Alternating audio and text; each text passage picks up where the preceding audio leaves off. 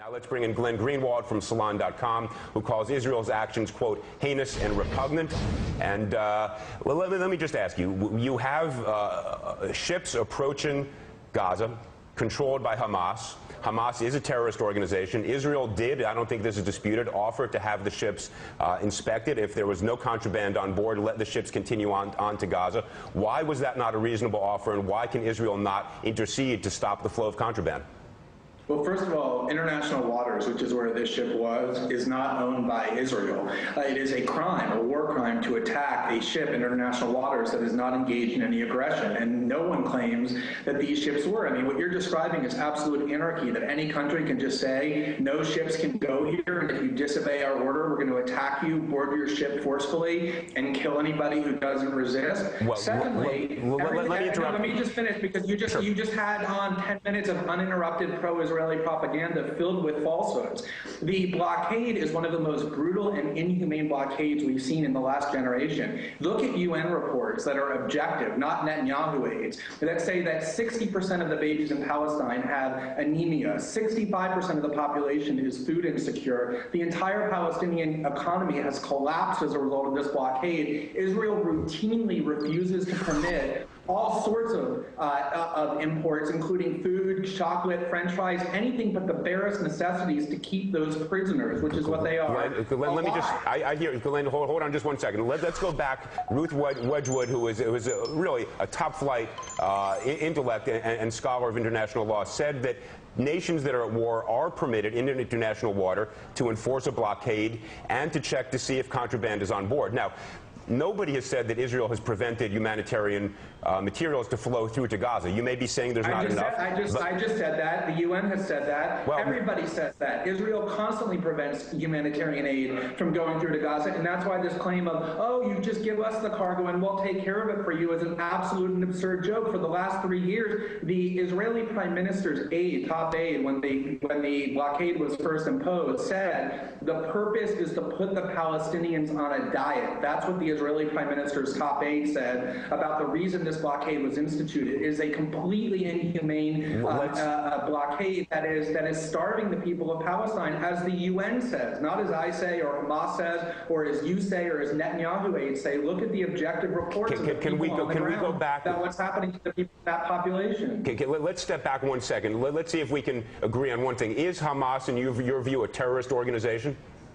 Hamas is the democratically elected leadership of the people in Gaza, and they're recognized in fair and free elections as having been elected by everybody across the world. So that's what they are. Have they engaged in terrorism? Yes. Did the Israelis who founded the Israeli government and the Israeli state engage in terrorism? Yes, they have. Turkey says that what Israel just did is an act of terrorism itself. But Hamas is the democratically elected government of the Gaza Strip, and is the chosen government to be represented. Has Israel been brutally occupying the Palestinian people for the last 40 years? Have they or haven't they? Does it affect your analysis that Hamas... They have.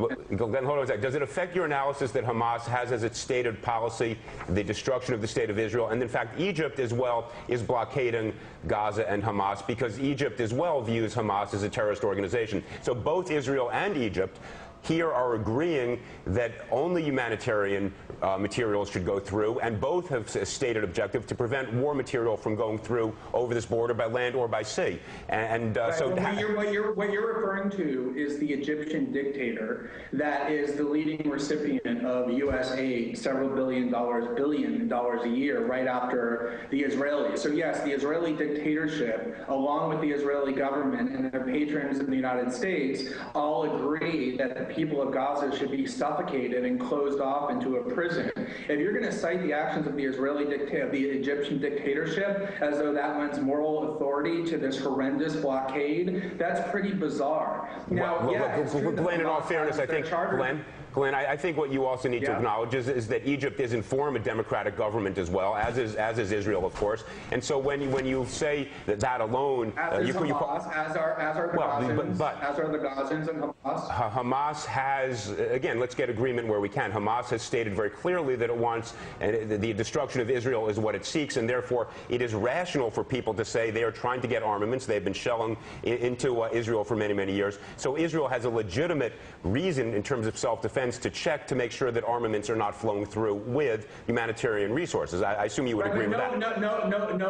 Nobody ever claimed or thought until today that those ships had arms, and they didn't have arms. Not even the Israeli government claims they have arms. Everybody knew that the purpose of that flotilla was to try and deliver humanitarian aid to the Palestinian people, which is not being allowed to pass through by the Israeli government, as a means of dramatizing what the Israelis are doing to the Palestinians. That was the entire purpose of that flotilla. Nobody ever claimed, oh, this is a terrorist organization trying to deliver arms. That is an absolute after-the-fact lie, and the entire world knows it. Okay, and I think what's so interesting is you can have as many Netanyahu aides on your show as you want, but the entire world outside of the United States is condemning Israel. Democracies and dictatorships all over the world doing so. Glenn, look, I appreciate your participating. I think there are starkly divergent views here about both the morality and the legality of what we are seeing. I think to a certain extent you assume your conclusion when you say there are only humanitarian material are on those ships.